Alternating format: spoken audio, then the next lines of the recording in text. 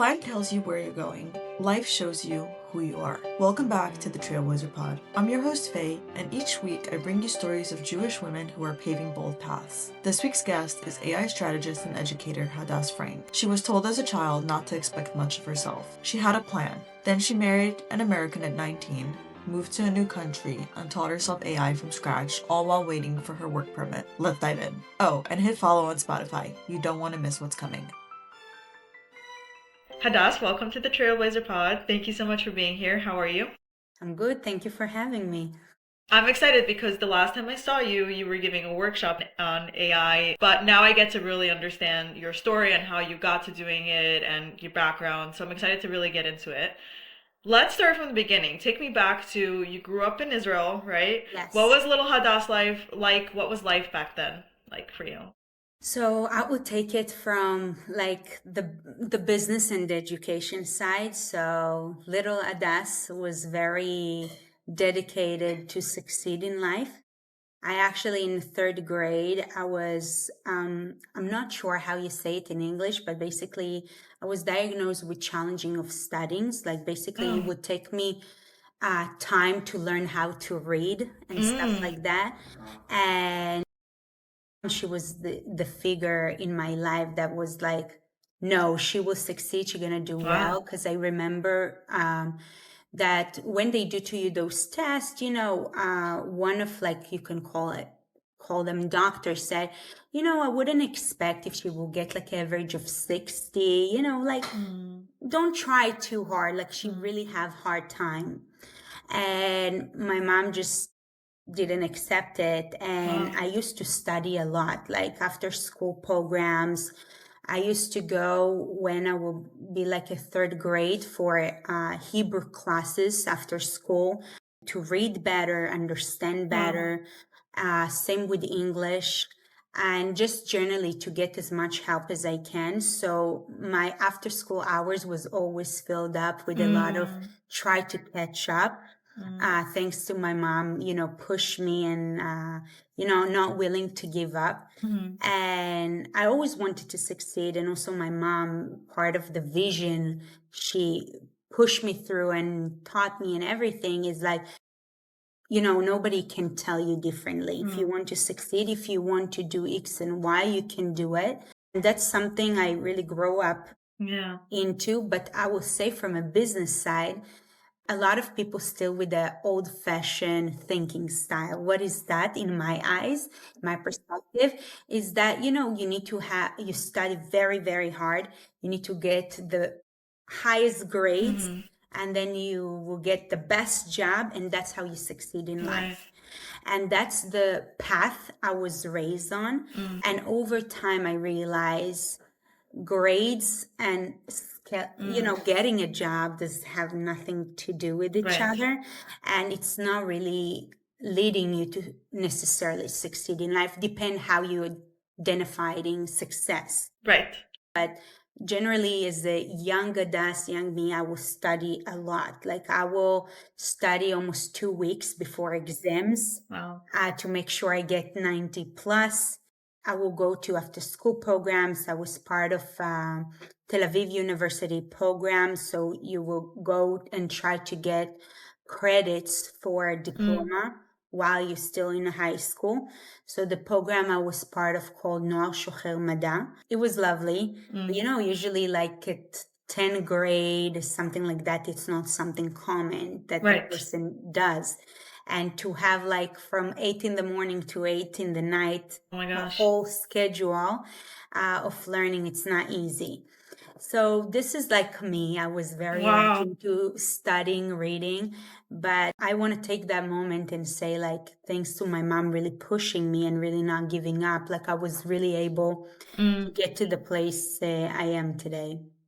Did you ever feel maybe a little bit of pressure to, it's amazing what your mom did, but sometimes as kids, you can almost get a little bit resentful. I just want to go play with my friends. I don't want to study more, work twice as I hard as hear I everyone. hear what you're saying, but it all depends how the person does it. Mm-hmm. So I still had my time, of course, meet my friend and all that, but it's also I believed in that path. So I believe that if I will sit very hard and work Yeah. really hard, I will succeed in life, because that's what I really wanted to Wow. succeed in life. I made my choices at Mm-hmm. that time. And I did still made sure, of course, to have time with friends. I would still hang out with them. Like, for example, if we had an exam, I will always invite people to study with me. So in some way, you still like in social Smart. groups with friends. And also, it was always easy for me to teach others as a way also to teach Right. myself. And I would say that's also connected to what I'm doing really Yes. today, because I teach a lot of people about AI. And I always remember myself teach my friends to exams. And I remember they'd be like, oh my gosh, I got 90 plus. Like, I gotta study again next time. Like, I guess it was into me all the time, and it Yeah. served me today, to the That's really cool. today. That's why I love asking that question, because usually you can see how it, affects us today, or certain characteristics or ambitions we had, brought us to where we are today. So I think that's a really cool. Thanks for making that Yeah. connection. You were talking about, depends what success looks like to you. Yeah. When you were envisioning, in high school success or your career, what did you have in mind?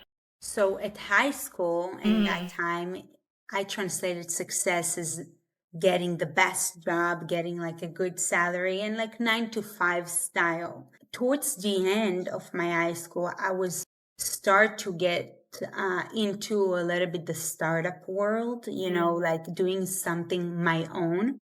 But I would say mentally, like I wasn't ready to be. Got it. So I was still like in the 9 to 5 image, like that's success, getting a really, really good job. And that's the path I built to myself. I'm studying this diploma so I can get this job, and then I will get this job. Right. I'm the type to plan the future, which technically you can, but Right. I have I get done it. my best to do Yeah. so. So yeah. And so to walk me through early, I guess you graduated from high school. Between that period and then between, creating next gen AI, what did life look like for you?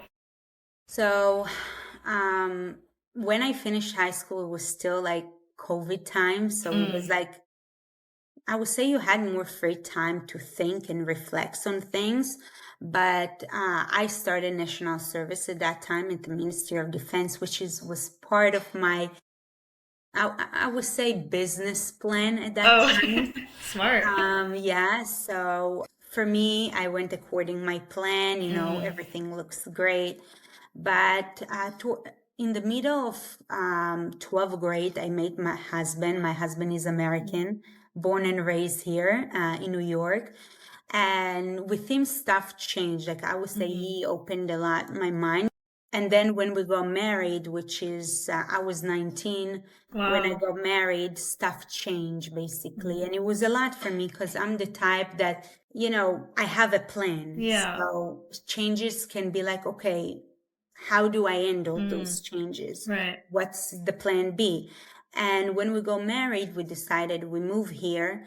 And when I moved here, and part of the green card process, it takes time until you get the work permit. So it took me almost about a year to get the work permit. And in the meantime, I said, I'm not going to waste my time. I'm going to continue the path I started. And I took remote classes at the Open University.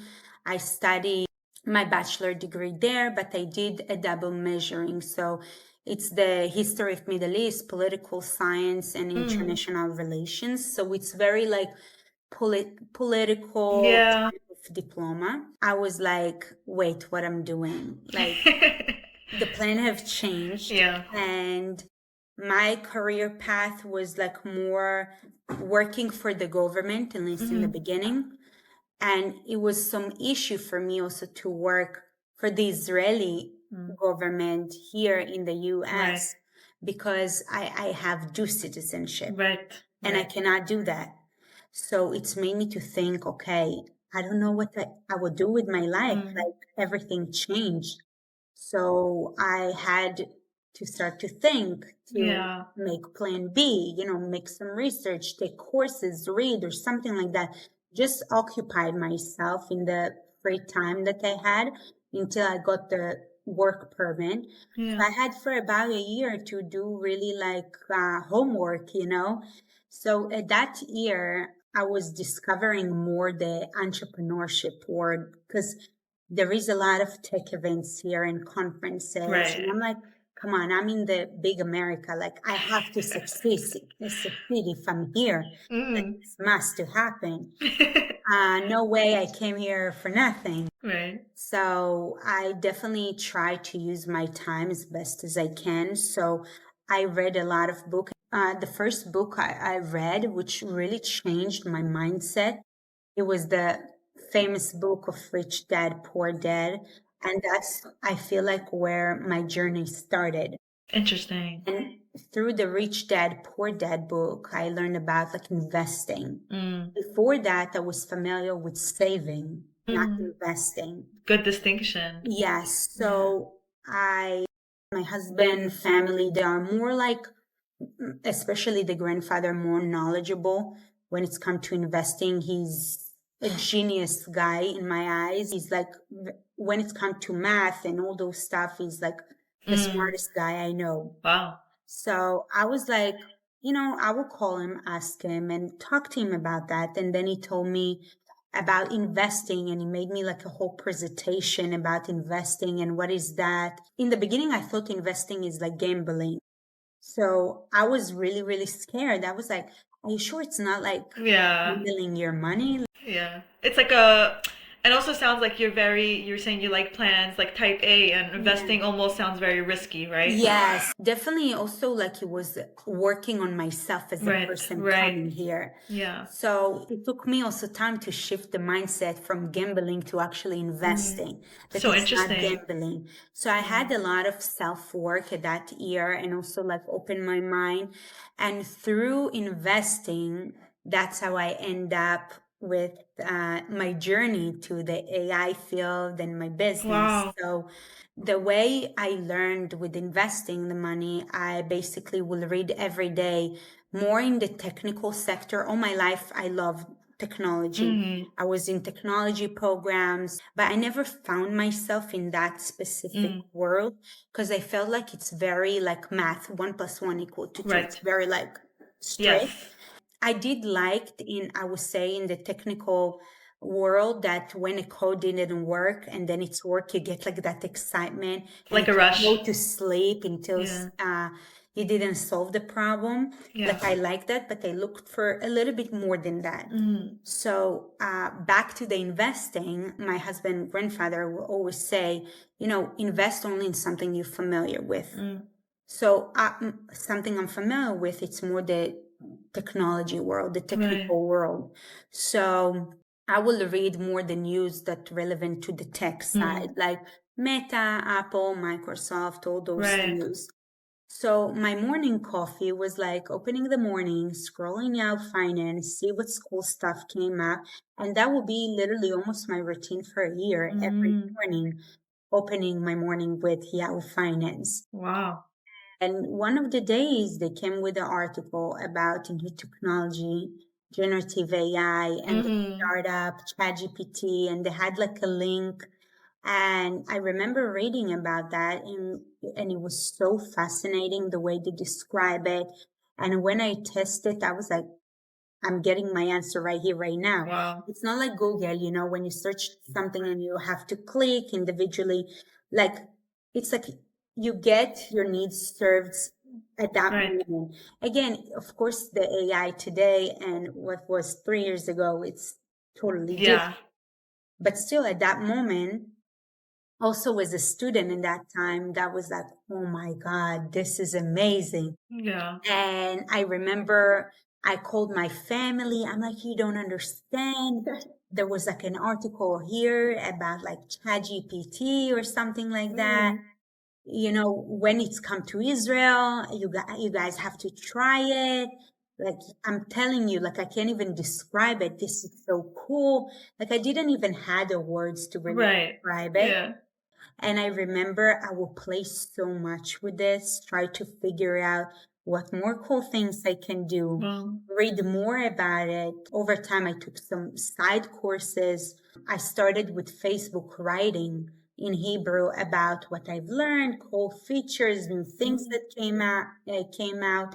And I saw people were really interested. People really curious to hear more. And I chose to write in Hebrew because, again, it's my native right. language. Yeah. It was more comfortable for me. So I feel like it's a quick thing, like texting a message, like, "Yo, Yeah. I found out this and that," Like on WhatsApp, like, yeah. So that's what I did. And over time, that's how I grew, by writing and sharing. Then I moved to LinkedIn as well, which is like the business platform. And I wrote in English. And not long ago, I started a little bit to be more active on Instagram, but more like less to the AI, more like business side of sharing things. Yeah. But that's like how I end up where I am today. Yeah. I do AI strategic consulting, which is the part of like before we implementing and, really, I'm saying the technical side of AI. Yeah. Yeah. Let's figure out the business side. Yeah. Is it worth it? How should we do it? How do we see the return on the investment? What is the return on the investment for us? Like, what is the roadmap and all that stuff before we come and we execute? So for me, the execution is like the technical side, start to do the codes or whatever, or purchasing stuff. And the other part I do, which is sometimes come together, it's the AI education side. So I educate mostly non-technical teams how to use AI in the workplace to be more productive. So I really show them as a sales team, as a marketing team, as a finance team, how is Hadas Frank working in the finance team from 9 to 5, how AI really become part of my workflow, my daily workflow to be more productive and not just add on. Because nobody want another thing to deal with at work. And I give also lectures as well. Back to teacher Hadas, right? Like you were saying. Yes, which connecting to my childhood. But that's how we met. The lecture I gave, part of the workshop lecture is how as entrepreneurs we can use AI, which there are so many use cases, but this is like one of many, I would say. Yeah. There's so much for me to unpack here because obviously I did my research into you, but I didn't know that section of your life where you had to move to America and figure out, your world really and like what's next. And I think you set it up really nicely when you talked about your childhood and you like to make plans. So before we continue with the AI discussion, I want to ask you some advice for people who are in that space of, they had one idea of what their career is going to look like and then it didn't work out. And I had this personally myself. I also thought I'm going to be in government. I'm now in startup fintech world, which is, we can talk about that. But what did what advice would you have to somebody who's in that position? Let's take like the first few months you got to America and you really, like, you don't know what to do, where to go from there. Maybe some practical advice you can give them to kind of move to the next step. Yes. So I know a lot of people like to say it, just start, but start where? Start Right. what? So for me, what worked for me, it starts with education. That's what worked for me. Education does not mean you go and study something. Right. It's mean you opening podcast, open your mindset, because everything starts right here. If your mind is closed, you end up, where is your mind lead you? So if you want to lead yourself to big things and do whatever you want, you need to be prepared right here. And also right here, to have the mental power to deal with this journey. So I would say start with education. The education is podcast about mindset, books. For me, what worked is Rich Dad, Poor Dad. Right now, one of the books that I'm reading now, it's called 0 to 1, which is also opened my mind as well. So all those type of books that prepare you for the journey, that's what worked for me. And that's what I would recommend people, because those books sometimes can light something in you. Rich Dad, Poor Dad introduced me to investing. Right. Investing exposed me to AI. Yeah. So again, you never know. Mm-hmm. If you feel like education is less your part, which means learning, listening, or whatever is that, I would say maybe start working at something, meet people, be outside, go to networking event. I'm very people person. I like to go to networking event. I love meeting people, talk to people, hear their story. So once a while, and even in the beginning of my journey, and even today, I'm trying my best to do it, is messaging people that I want to be like them, or Right. I have a lot to learn from them, Yeah. and be like, you're really impressive. My name is this and that. I'm doing whatever I'm Yeah. doing. And even if you don't do anything and you're a student, you will be surprised. People will still talk to you. Yes. So, I love what you do. It's something I really want to do. If you have even 10 to 15 minutes, just, Yeah. walk me through your journey. Tell me how you end up there or whatever is that. I would really appreciate that. And again, a lot of people are willing to sit down and share their story. Yeah. A lot of people are. Those are, I would say, the two actually main things that Yeah. I would do and I would recommend to do. That's really good practical advice. Let's take it one step back.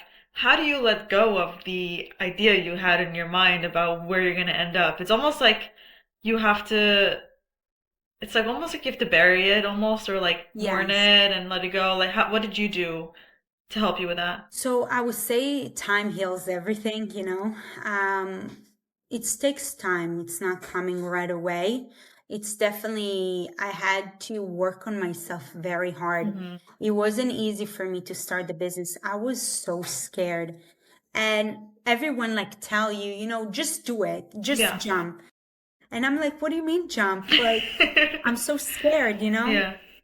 But they're right. That's what a person really need to do. And all those podcasts, as I said in the books, really shows, and all of them really says that the fear is only things that hold you Right. from where the stuff that you want to achieve, like the place that you want to get. So why you let the fear stop you? So in the worst case, you know what? You go back, you're working, and even work 9 to 5. It's not bad. Many people I met that they are very successful entrepreneurs, they done their business journey through corporate 9 to 5, Right. and then from there they build up themselves because they needed that time to cook things, which Yeah. is okay. Don't think I'm against that. Mhm. No, it's very hard to let go. Something you raised up on, you Yeah. truly believed in. But when you talk to people and you see the results in the ground, I remember, I think that was also in the book or one of the podcasts of the Rich Dad, Poor Dad. He said, we try to learn entrepreneur and business and like how to succeed in life from people that they still driving in like Toyota cars and stuff like that and have no business and they're chasing paycheck to paycheck. Yeah. You can learn to be successful person from a person that never been there, that never done it. So I realized, oh my gosh, through all the life, the old education program was built about chasing the next salary, like learning from those type of people, from that type of system, Right. about to like in Israel, you get a salary once a month, like it's by the end of the month. And so like you have to be calculate how you spread the money through the month. So I was like, he's right. If I want to be a successful person, I will learn from a successful person. Like you go to a doctor, the doctor learned to be a doctor. He understand that field. He practiced that field. You're not going to go to a teacher or something like that have nothing to do with that to Right. check you. Oh, if you have this rash on your skin, it's probably nothing. And you go to people that specialize in Yeah. that field. Smart. In the entrepreneur world, the one who specializes is the one that builds something. They've been through that journey. They understand the mental journey. Entrepreneurship, it's not just like I would say, yeah, working hard, it's also a mental game. Yeah. It's testing your personality, test how much you believe in yourself, it's test your patient, it's test how you deal with no's and yes, and sometimes to be rejected, Yeah. even 20 times and plus, how you deal with the rejection that it's take you even a year and plus to succeed, and people ask you, hey, what's going on, and your surroundings. So you want to learn from a person that been there. Yeah. So that's what helped me to change, I will feel like, my Wow. mindset. I realize I can learn from people that never been there. I can listen to them. I respect them. They've done a lot for me. I appreciate them. I appreciate the knowledge I gained through them. But for the person I want to be, they can't serve me those tools. Right. So I need to find the crowd or the people or the podcast, the books or whatever, the networking event that can serve me and lead me to the person I want to be. That's such a good point. And also, I think it also, it can change. And a lot of times we have a hard time with realizing this group of people don't serve you anymore the way that another group will now because you've already leveled up, right? Yes. So it's a constant leveling up. And I like how you framed it, that it's not that you don't appreciate what they've given you. It's just a matter of being realistic with yourself where you want to go. So I think maybe it's a conversation we don't have enough. Yeah, no, it's like in life, if you look at life build like a steps. Yeah. First grade, second grade, third grade. Why couldn't stages first grade always? Why we need to keep calling it in a different name? A bachelor degree, master's degree, be a professor or whatever. Yeah. Always life building a step because we change between those steps. It doesn't mean the first grade was bad.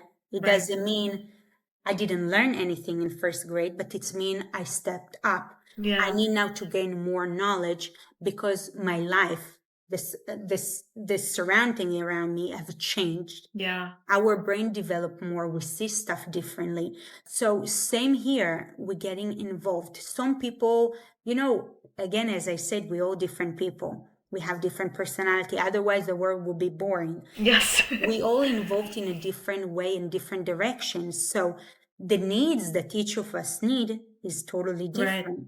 Right. So at that stage, you look for stuff that can serve your need at that stage of life.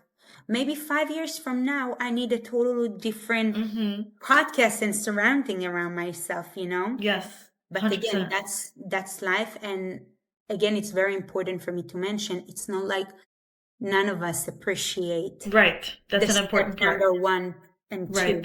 Because they're leading you to step number 3. Without them, you won't be there. Yeah. But yeah. That's a really good reframing for people, I think. And also why I have the podcast, right? I want people to learn from the ones that they think is relevant to them at this stage and be able to tune in. Yeah. So I very much agree with you on that. Let's get a little bit into your work with AI.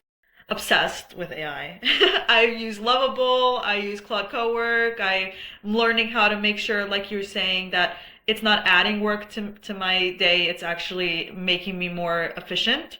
Yes. And you have to learn it. You really have to learn it, right? Yes. I started with just prompting and chat, and now I'm going to more agentic, and you have to understand how that works for it to be something that's useful. So let's talk about prompt engineering. You talk about it as a core area of expertise for you, right? So for someone who's listening, what is that? Prompt engineering, actually, I was studying it. I would just go a little bit back as part of like my journey to get to the AI world. And I was learning that because at that moment, it was very valuable. So you have prompt design and prompt engineering, and people tend to get confused. Prompt engineering, it's like engineer. The way the LLMs work, when you make a conversation, it costs money, it costs tokens. And basically, you want to get the best results. But to get the best results, you need to have good, solid requests. Because the way the LLMs works is the input affect the output. What you say, that's what you get, And sometimes when we talk to those AI tools, we tend to forget they cannot read our mind.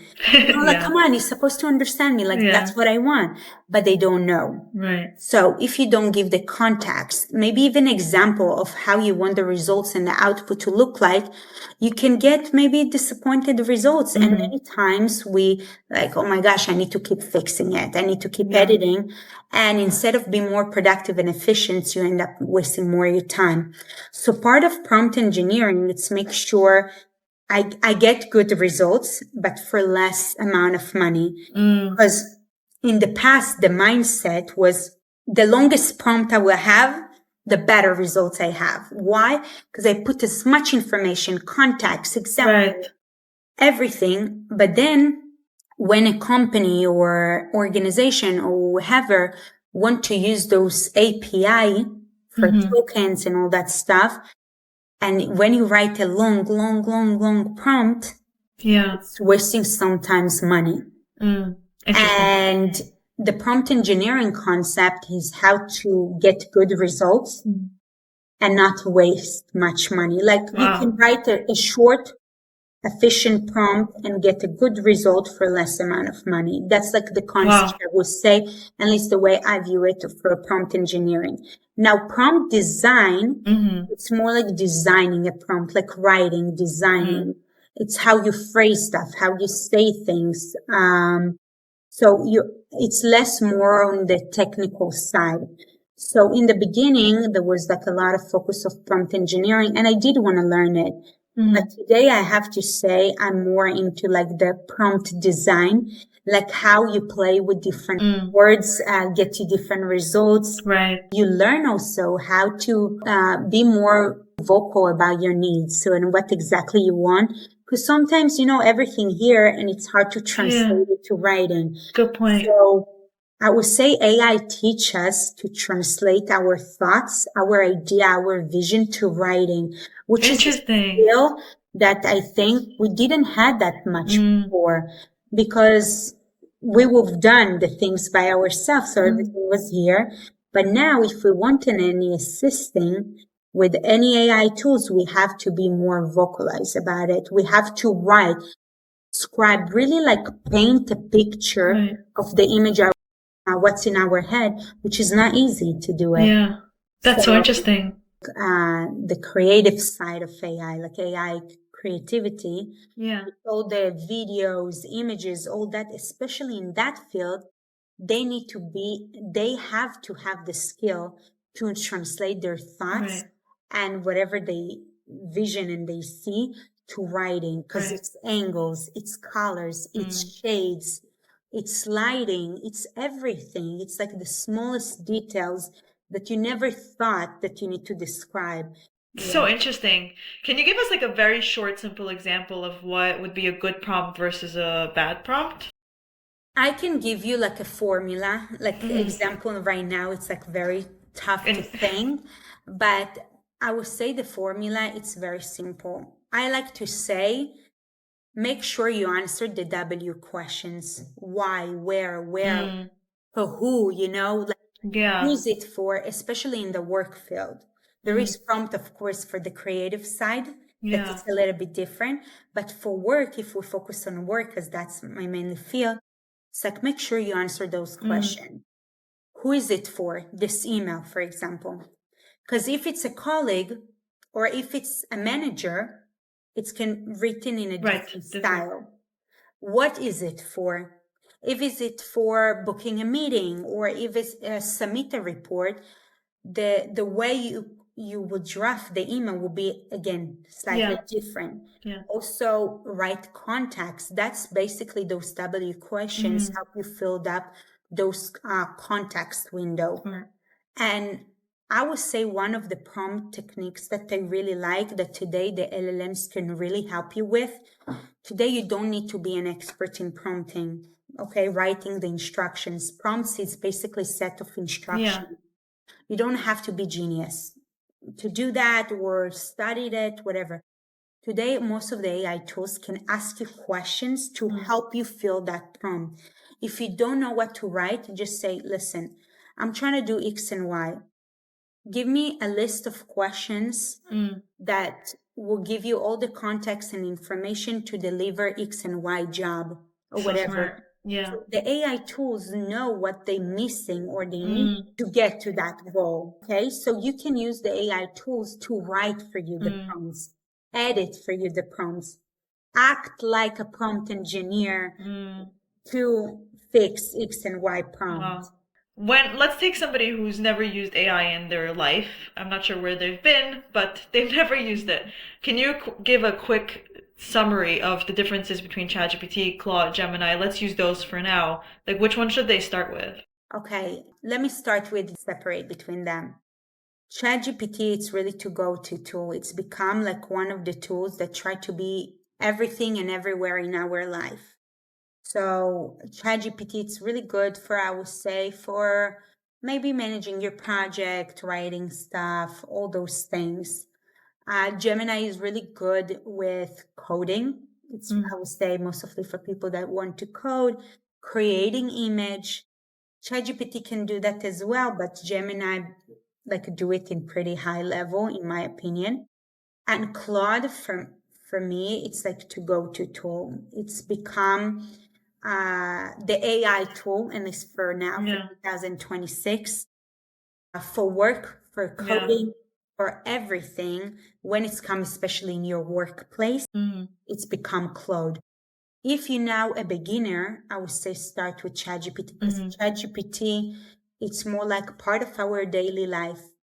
You know, it can help us a lot in our work, but Claude Code, especially Claude Cowork and Claude Code, and they released a few days ago Claude Design. Yeah, I just saw it. It's crazy. Yeah, so Claude become like our workplace space.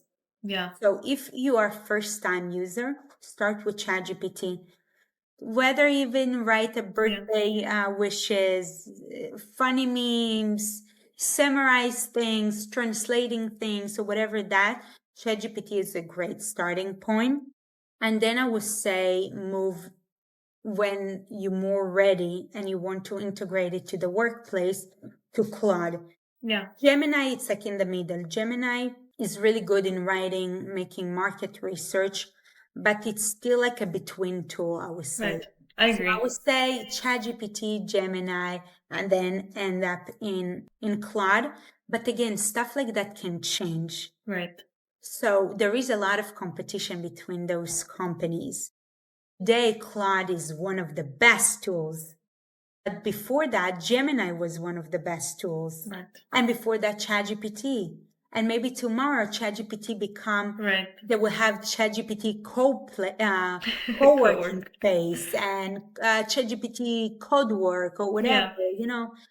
So that's the part I love about AI, which I said, it's always new, exciting, like new things come up. But I would say those are the steps that I would say start with ChatGPT. Smart. So Makes sense. Yeah, I agree with what you're saying. You know, now that I've tried all three, I would rate it the same way. I often do market research in Gemini and then take that to Claude and say, you know.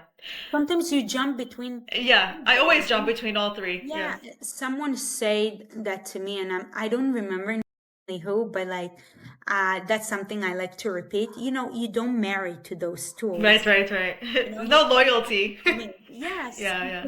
Have a subscription to ChatGPT. Worst case, a month later, cancel it and move to a different tool. And you know what? It's actually better if you would try different tools because then it's not limiting you. It doesn't make you to feel too comfortable with one tool, especially in this space that your workplace will want you to know as much as you can in that field. Yeah. So jump between those tools, play, enjoy. You can have so much fun with them. Like Gemini, I use it also for my personal life, like taking picture of my house and help me redesign stuff and decide what dining table should I buy that will match the design. Like you can use it for much more than, of course, just work. So it depends how you want to take it. Another example, my son is 3 years old and I want to open his mind for, you know, like I like the kids' books, but I feel like sometimes we a little bit underestimate the kids' possibilities and also ability to understand stuff. So I was like, I can't find any books that really teach them like, math a little bit, like stuff like that, or any something that more like educational, like learning career path. So at least for his age, at least Yeah. where I live, I was like, why I'm not creating my own? So I use Gemini. Gemini have like a Wow. storytelling feature, and I created characters. My son really love. It's called Speed McQueen cars and all that stuff. The cars. So I took those characters, and through those characters teach him stuff that I That's want to so teach. cool. So I made him like a whole book, and he loved it. And with Gemini, you can also play an audio. It's not Wow. just me need to read, you also can listen to That's it. so cool. So in one page he had one car, the second page he had two cars, and then explain to him, oh no, 2 minus 1 equal to 1. Now we have That's one. genius. So you have an option, like as me as a parent, to teach your kids stuff you want to teach in a more friendly way for them. Yeah. Things like that. So that's That's so cool. cool examples Yeah. that I'm doing using different AI Yeah. tools, like I'm not just in a business and right in your real life. yeah. Yeah. Life. Yeah. I've never heard anyone use it that way. That's really, really smart. I think this is going to give people ideas. Let's talk about you personally. You know, you're very young, right? Yes. Can I ask how old you are now? 23. You're 23. You have a 3-year-old. Wow. Yeah. You're a woman. You're an Orthodox woman, right? Yes. Do you ever feel like when you get onto a stage or you're presenting that maybe people have already preconceived notions about you? Do you ever feel like you need to prove yourself extra? Like, I just want to ask you your experience with that. Yeah, sure. I do feel like I need to prove myself extra because my age. People like 23 years old, she doesn't have much long career, resume, corporate experience, what she can teach me. Yeah. Especially people that can be in a more like executive levels and all that can be like how a young person can teach me. Right. But it's not everyone. It's not everyone. Yes, it's made me more working hard 10 times harder to prove myself, to prove my worth, to prove that I'm capable. Like, trust me, I know what I'm saying. Yeah. Don't let my age to make you think I can do otherwise. But me being a Jewish woman religion, I don't think this part stopped me to do anything. I actually think that it's pushed me more than actually stopped me. So in business events, the way I like to manage in business events when I go, I like to come ready. I don't go just for an event. What's the goal I'm trying to achieve from that event? What type of people I meet at that event, or I want to talk to them, or what I want to talk to them about? Like I'm making an homework, try to see who the people will attend, who is the speakers, because by the end of the day, you have X amount of time, a short window, to really have the chance to have a conversation face to face with people. And people more likely to listen to you face to face rather than, of course, on Zoom or messaging or stuff like that. So you have an opportunity here, and I don't want to miss that opportunity. Yeah. Now, me being a Jewish woman, many times I'm all alone in conferences. I don't see, unfortunately, many of us at events, and it's really sad for me. Yeah. It You really notice is it. sad for Yeah. me. No, yeah, I definitely notice it, and Yeah. everyone can notice it. And sometimes I make a joke, if I want to talk to someone and he's busy and he's like, you know what, let me get back to you. Like, I will finish. I'm like, listen, it's easy to find me. I'm the only one with hair covering, That's So cute. Yeah. by the end of the day, you're standing out. Yeah. Yeah. And when you go to crowds that have thousands of people and you look a little bit differently, people curious about you. Yeah. Like, who are you? What are you Right. doing? Or stuff like that. So I didn't saw it in any like negative way. I actually see that us as a woman, there is more powerful thing to it, because when I go to the events after doing the homework and all that, I'm not starting right away to talk to people. I'm just observing. First of all, reading the room, learning a little bit the body language, Yeah. how people talk. Through also the body language, sometimes you see who is the person that managed the scene, like who is the person that you should talk with. So by reading the room, many times I've seen that the body language change when a man and man speak and when a man and a woman speak. Interesting. And I don't think it's happened because the person may be against women or whatever. Right. It just naturally happened. And that's something I've seen personally. Like they become more soft, like more relaxed. Like maybe when the men and women talk, maybe there is some like ego a little bit, like, let me test you. And with a woman, they more relaxed. So they're more open to listen to you. And it's happened to me that from the side, there was a person I really want to speak with. And whenever I saw speaking with people, and I tried to figure out a way, how do I approach him in a way that we can have meaningful conversation? Whenever I watched him in the side, he looked very tough. I'm like, how do I crack this person? Like to make him more relaxed, like, because you don't want to have tough conversation. By the end of the day, you want to enjoy the conversation with the person. And then I was like, okay, he's speaking and speaking, and I see still his stuff. But when I came and I found a window to approach him, I saw right away how he more like his body language a little bit. I even saw a smile. I was like, I didn't saw a smile before, so that's good. But again, it's not everyone. That's something I observed from the side. So if to summarize that, I don't think there is anything that holds you back. I love it. Actually, it can push you farther. Yeah. It's help you reach probably an audience and type of people that you wouldn't before. For example, there are people that I worked with and give an AI consultation, and they want to work only with Jewish religious women because there are only Jewish women religious business. So if I was a man, it was you wouldn't get it was for modest reason. It was important for them to work with a woman because it's all woman business. It was important for them. So again, I'm sure there is pros and cons for everything. There is some challenges. For example, Shmirat Negia. You go to conferences and the tradition is people shake the hands. Hi, nice to meet you. And I'm Shomer Negia. So how do I avoid this situation without hurt the other side and make him understand? It's not easy, especially you go to a lot of conferences that are not Jewish conferences. People are not aware of that. Some of them think that you may be Muslim again. So like over time, it's make you tougher. Boundaries. Boundaries, stand on your needs. Like I need a kosher food. If you don't have, that's fine. I'm usually eating before conferences because usually they don't have kosher food. So I don't expect, at least they ask in the reservation, do you eat any specific food? And if they give the option to kosher, great. If not, that's fine. I came ready, basically. I came for business, not for dinner. So it just teach you a lot about yourself. It's testing you as a person as well as like your belief and stuff like that.